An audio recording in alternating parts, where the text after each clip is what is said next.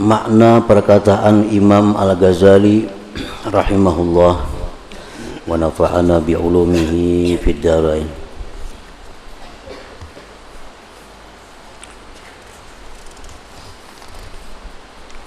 Fatimah radhiyallahu anha berkata, apa yang saya jumpai dari hari Senin, demi Allah senantiasa umat diuji pada hari itu dengan ujian yang besar. Ujian yang paling besar, musibah yang paling besar bagi umat Nabi Muhammad sallallahu alaihi wasallam adalah wafatnya beliau. Itu ujian yang paling besar, musibah yang paling besar. Bahkan beliau Rasulullah sallallahu alaihi wasallam menyatakan bahwa kalau kalian itu mendapat musibah, maka ingatlah kematianku, agar musibah itu menjadi ringan. Nah, kalau kita mendapat satu musibah, maka ingatlah kematian Nabi, wafatnya Nabi, karena wafatnya Nabi itu adalah musibah yang paling besar yang diterima oleh umat ini. Ummi Kulthum berkata, pada hari Sayyidina Ali karramallahu wajhah tertimpa musibah di Kufah. Seperti itu perkataan Siti Aisyah, Siti Fatimah tadi. Apa yang saya jumpai dari hari Senin, pada hari itu Rasulullah sallallahu alaihi wasallam wafat. Pada hari itu Sayyidina Ali terbunuh, hari Senin juga. Dan pada hari itu ayahku terbunuh.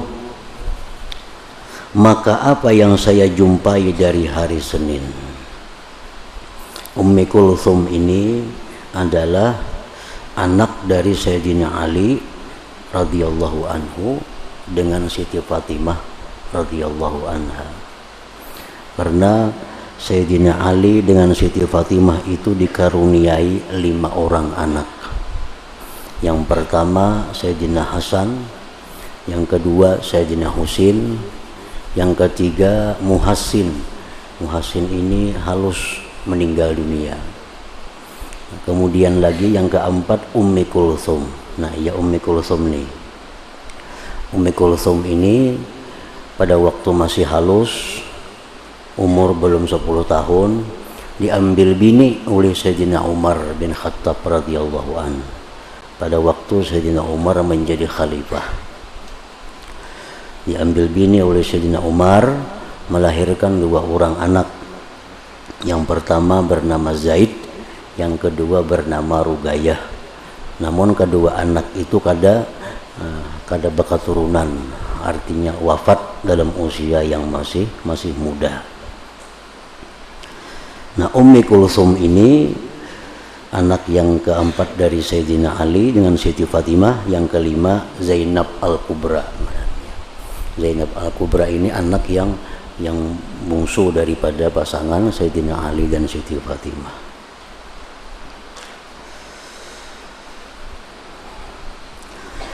Aisyah radhiyallahu anha berkata, ketika Rasulullah sallallahu alaihi wasallam wafat, maka manusia menyerbu masuk ke rumah Nabi. Ketika ratapan tangis meninggi dan para malaikat menutupi Rasulullah sallallahu alaihi wasallam dengan kain beliau, maka mereka manusia itu berselisih pendapat artinya.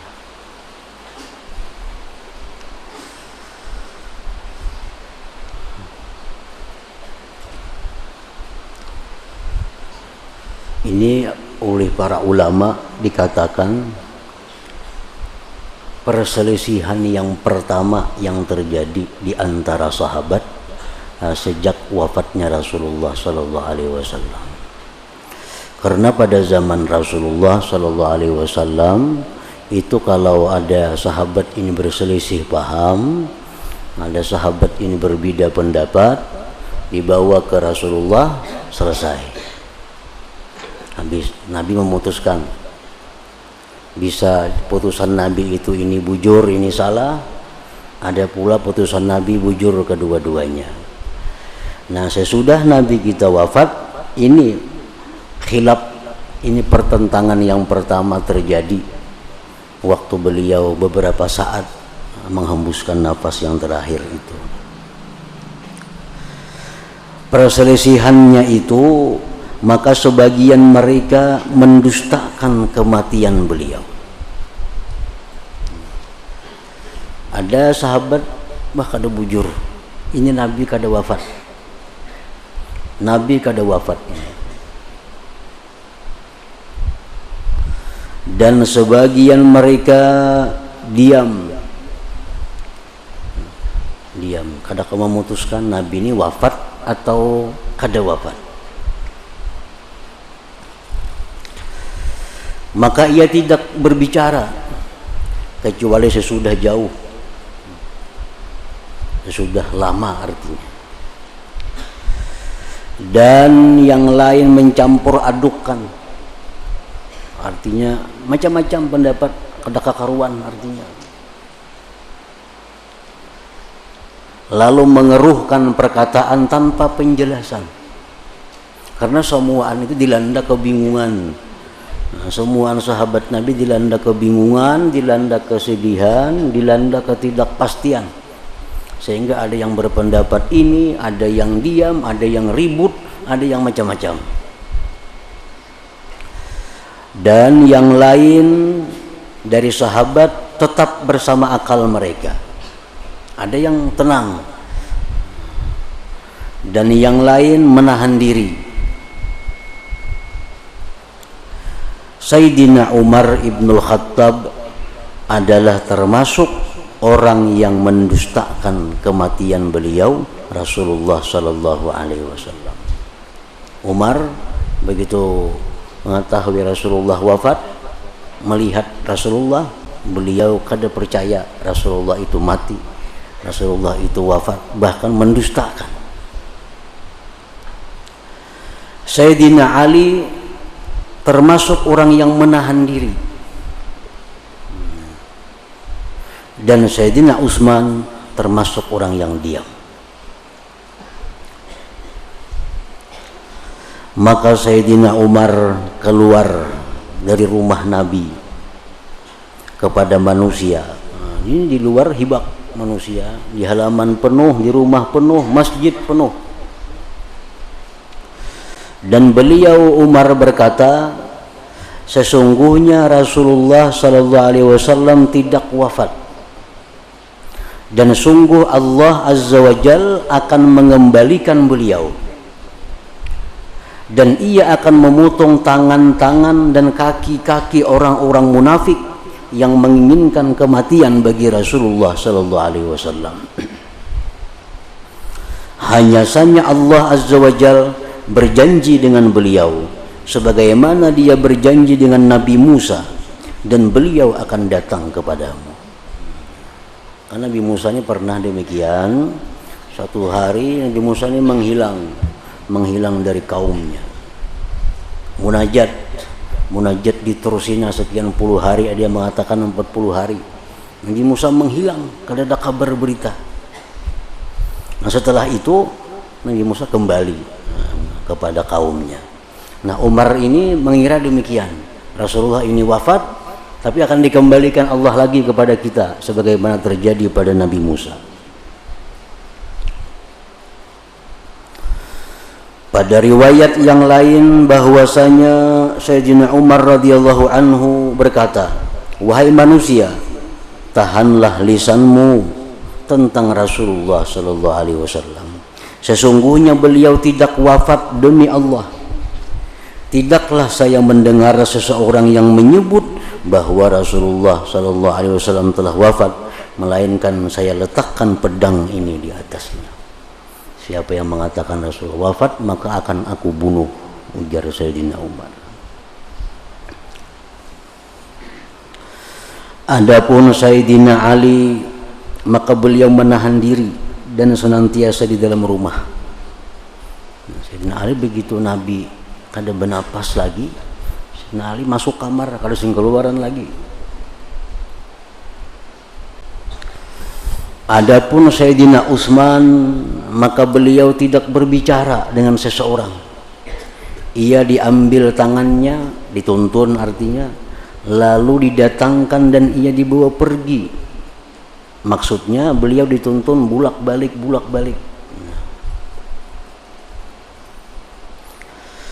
Dan tidak ada seorang pun dari kaum muslimin dalam keadaan seperti Abu Bakar dan Al-Abbas radhiyallahu anhum.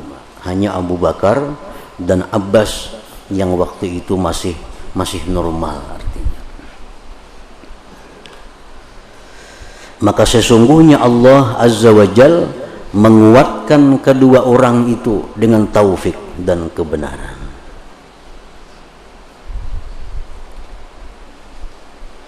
Sekalipun manusia, nah itu sebujurnya sesungguhnya manusia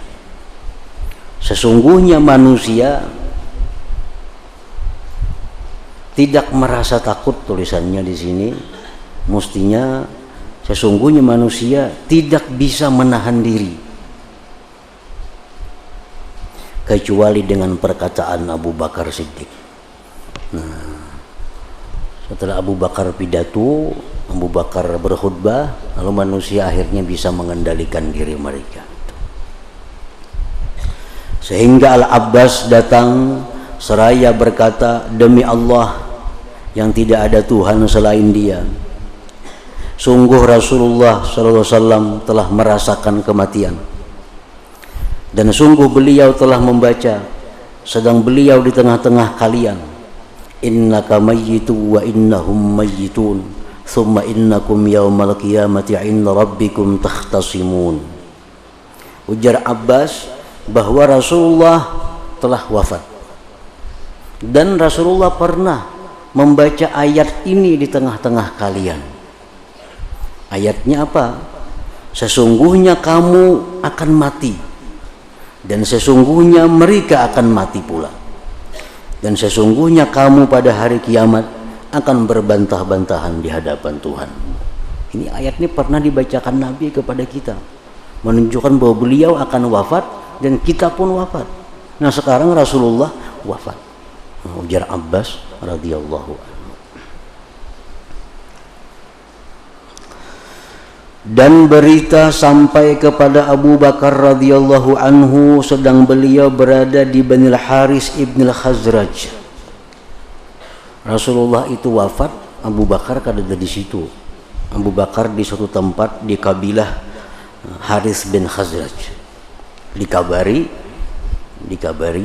lalu ia datang dan masuk kepada Rasulullah sallallahu alaihi wasallam.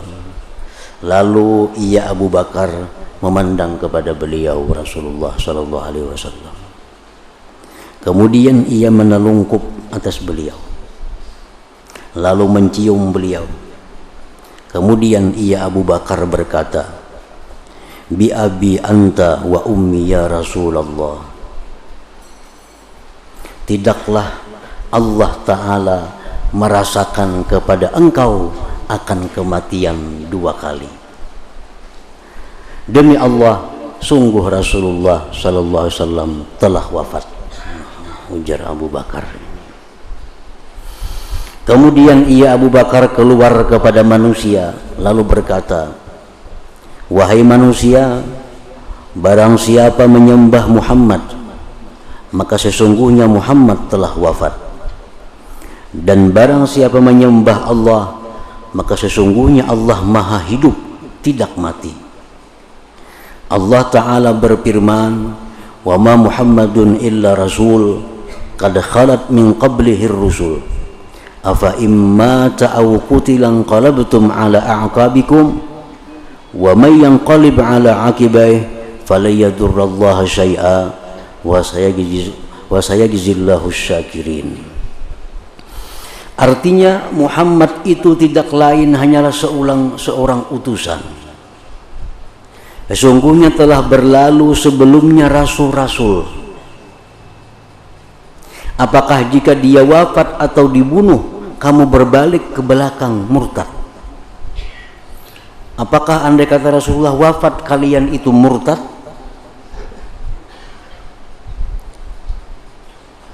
Barang siapa yang berbalik ke belakang, siapa yang murtad, maka ia tidak dapat mendatangkan mudarat kepada Allah sedikit pun. Dan Allah akan memberi balasan kepada orang-orang yang bersyukur. Maka seakan-akan manusia tidak pernah mendengar ayat ini kecuali pada hari itu. Pada ayatnya sudah seringkali dibaca oleh Nabi. Cuma manusia kada sadar bahwa ada ayat yang menyatakan itu, bahwa Rasulullah ini akan wafat.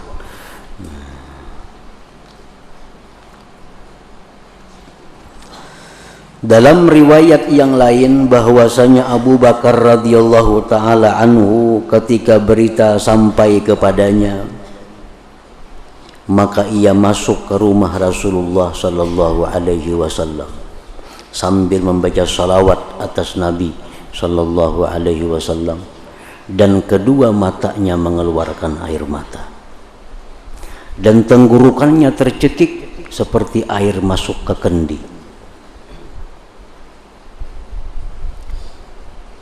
Dan ia dalam demikian beku, nah itu yang bujur bacaannya, dan ia tetap terkendali. Nah, dan ia Abu Bakar tetap terkendali dalam perbuatan dan perkataannya.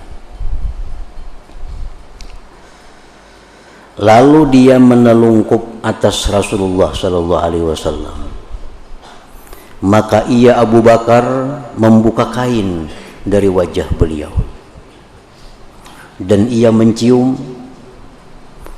dan ia mengusap muka Rasulullah sallallahu alaihi wasallam, dan ia mulai menangis dan berkata, bi abi anta wa ummi wa nafsi wa ahli. Itu ungkapan kepada orang-orang besar seperti Rasulullah. Bi abi anta wa ummi wa nafsi wa ahli. Artinya, demi engkau aku korbankan diriku, ibuku, diri dan seluruh keluargaku. Itu sahabat seringkali bila mana berkata kepada Rasulullah, bi abi anta wa ummi ya Rasulullah. Artinya, demi engkau aku korbankan diriku, ibuku, bapakku dan orang tuaku. Engkau baik wahai Rasulullah dalam keadaan hidup dan sesudah meninggal. Waktu hidup engkau orang yang baik, sesudah meninggal pun kau adalah orang yang baik.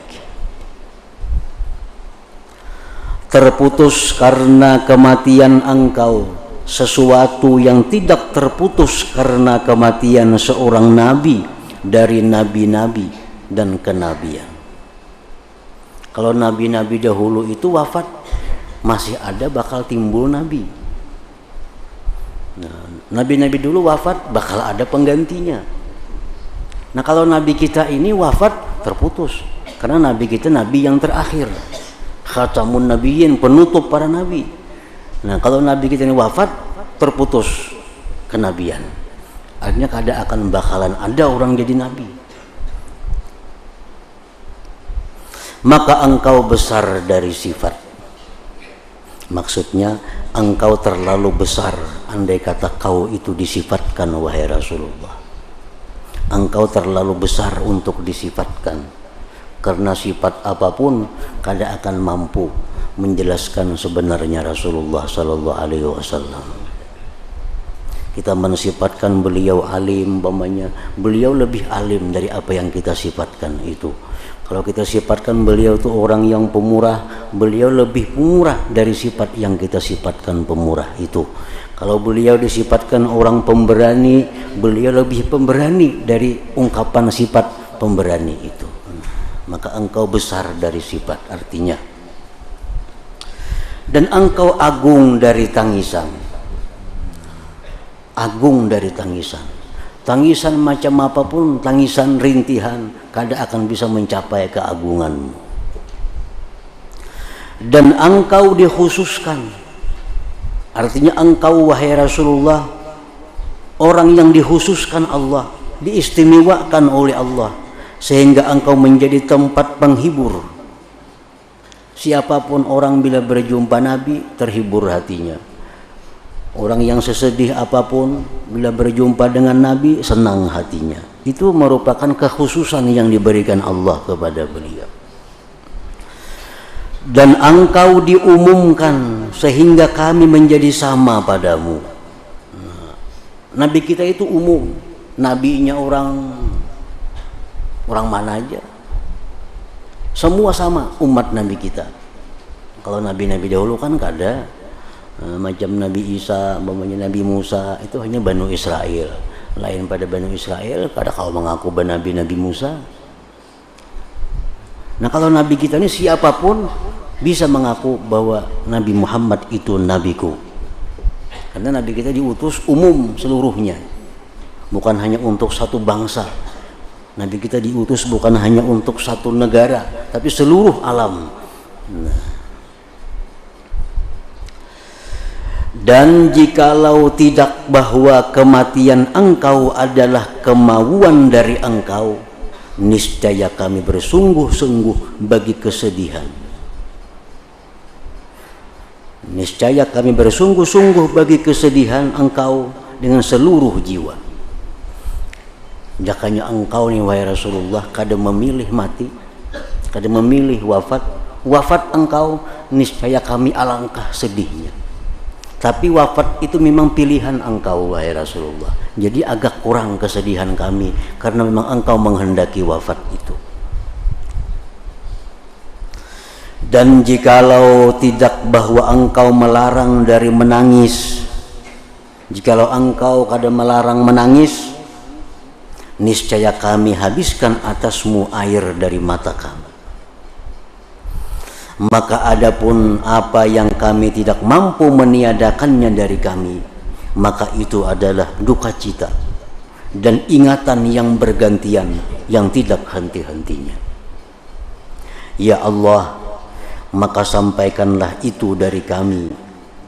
Ingatkanlah kami wahai Muhammad sallallahu alaihi wasallam di sisi Tuhanmu. Abu Bakar berpasan lawan Nabi, kalau engkau di sisi Tuhan, ingatakan kami. Ingatakan kami.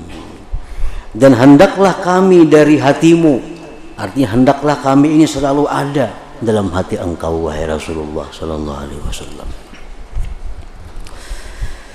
Maka jikalau tidak ada apa yang engkau tinggalkan dari ketenangan, maka seseorang tidak bangun karena apa yang engkau tinggalkan dari keliaran hati.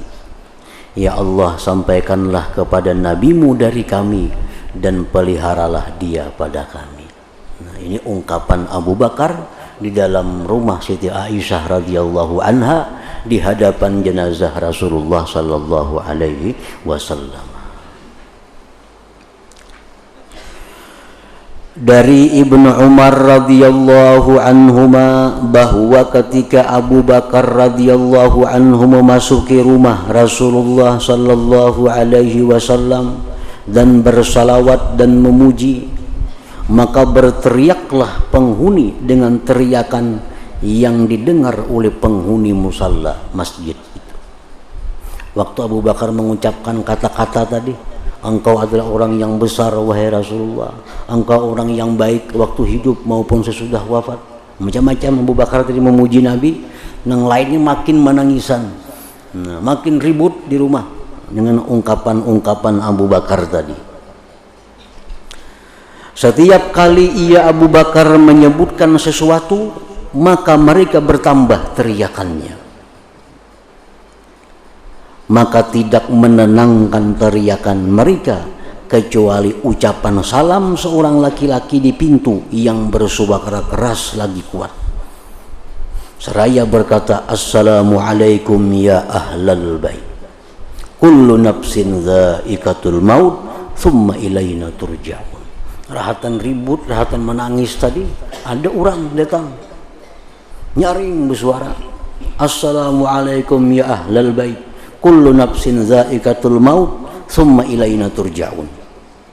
Artinya tiap-tiap yang bernyawa akan merasakan mati, kemudian hanyalah kepada kami kamu dikembalikan. Sesungguhnya pada Allah ada ganti dari setiap orang, mendapatkan bagi setiap keinginan dan keselamatan dari setiap ketakutan.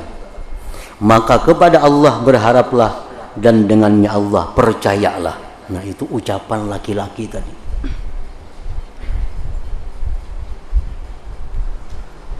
Maka mereka mendengar perkataannya dan tidak kenal kepadanya,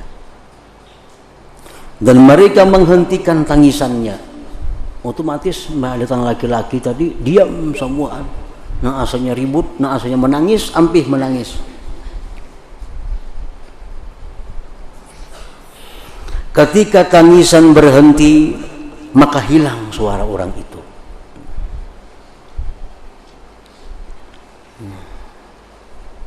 Akhirnya orangnya hilang, kada lagi kemana. Lalu salah seorang dari mereka yang hadir di situ melihat, maka ia tidak melihat seorang pun. Tadi ada orangnya, itu kada ada lagi. Cari sana cari sini kada ada lagi orangnya siapa. Nah, mengucapkan assalamualaikum ya ahlal bait tadi kada tahu lagi. Kemudian mereka kembali menangis. Menangisan pula, orangnya hilang sudah. Menangisan pula. Maka orang yang berseru yang lain menyeru kepada mereka, datang pulang. Ada orang menyeru pulang. Mereka tidak mengenal suaranya. Wahai ahlul bait, ingatlah kepada Allah Ta'ala dan pujilah dia atas tiap-tiap keadaan. Niscaya kamu termasuk orang-orang yang ikhlas. Sesungguhnya pada Allah ada hiburan dari setiap musibah dan ganti dari setiap keinginan. Maka kepada Allah taatilah dan dengan perintahnya beramallah. Nah ini suara laki-laki pulang. Ada pulang dan datang, nah macam itu pulang suaranya. Nah sehingga yang di sisi Nabi waktu itu diam lagi, nang ribut diam lagi, nang menangis sudah ampih pulang menangis. Maka Abu Bakar radhiyallahu anhu berkata, ini adalah Nabi Khidir alaihissalam. Yang pertama tadi itu Nabi Khidir. Nabi Khidir ta'ziyah datang kepada Nabi sallallahu alaihi wasallam. Dan Nabi Ilyasa alaihissalam yang kedua tadi itu Nabi Ilyasa alaihissalam. Keduanya itu menghadiri Nabi sallallahu alaihi wasallam. Jadi kada pinandunya siapa cocok lagi Nabi Khidir sekalinya yang saya kong tadi. Yang kedua itu Nabi Ilyasa. Yang kedua-duanya itu hidup pada bukan zaman Nabi kita, zaman orang-orang dahulu. Jadi kada nang tahunya sahabat Nabi siapa-siapa mereka itu.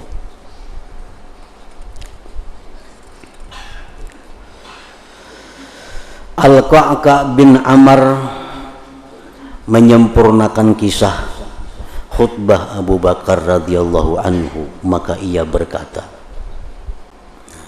Abu Bakar radhiyallahu anhu berdiri di tengah-tengah manusia dengan berkhutbah, di mana manusia menghabiskan air matanya dengan suatu khutbah yang kebanyakan khutbah adalah salawat kepada Nabi sallallahu alaihi wasallam.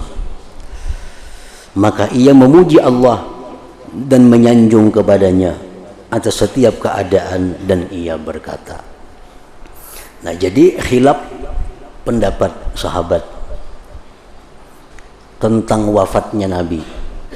Ada yang mengatakan Nabi kita wafat, ada yang mengatakan Nabi kita kada wafat, ada yang nang diam kada bisa berkomentar.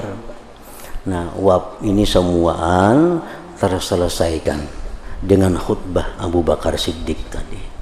Ini semua khilaf-khilaf pendapat tadi akhirnya bisa diselesaikan, bisa rukun, bisa mengakui semuaan bahwa Rasulullah SAW itu wafat karena ungkapan Abu Bakar, wa ma Muhammadun illa rasul tadi.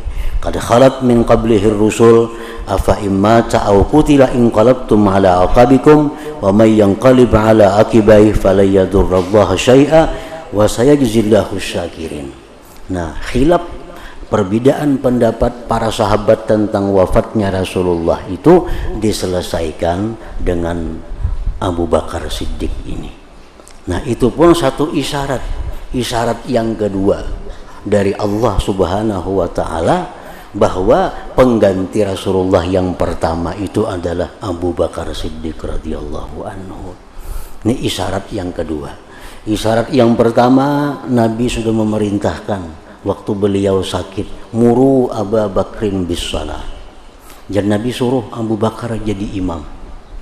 Ini sudah isyarat dari Nabi bahwa Nabi menyuruh Abu Bakar menggantikan Sidin jadi imam. Nah, jadi artinya supaya sahabat-sahabat ini mengerti kalau beliau wafat maka yang jadi khalifah pertama itu mestinya Abu Bakar.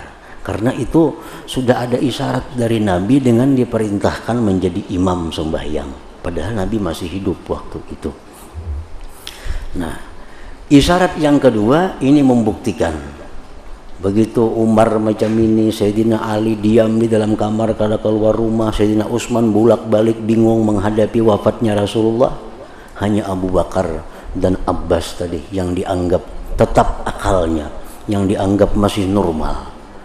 Oleh ulama sufi dikatakan itu menunjukkan kesempurnaan ma'rifat Abu Bakar daripada yang lainnya pada waktu itu. Nah, lalu beliau berpidato dengan pidato yang tadi. Siapa yang menyembah Muhammad, Muhammad telah wafat. Siapa yang menyembah Allah, Allah hidup tidak akan mati. Nah, pidato Abu Bakar itu sekaligus menyelesaikan seluruh perbedaan-perbedaan pendapat tentang wafatnya Rasulullah Sallallahu Alaihi Wasallam. Ini isyarat lagi dari Allah bahwa memang Abu Bakar Siddiq itu patut mesti diangkat jadi khalifah karena dia bisa menenangkan perselisihan pendapat di antara sahabat pada waktu itu. Nah, ini alasan-alasan ahlu sunnah yang mengatakan bahwa khalifah pertama sesudah Rasulullah SAW itu adalah Abu Bakar Siddiq radhiyallahu anhu.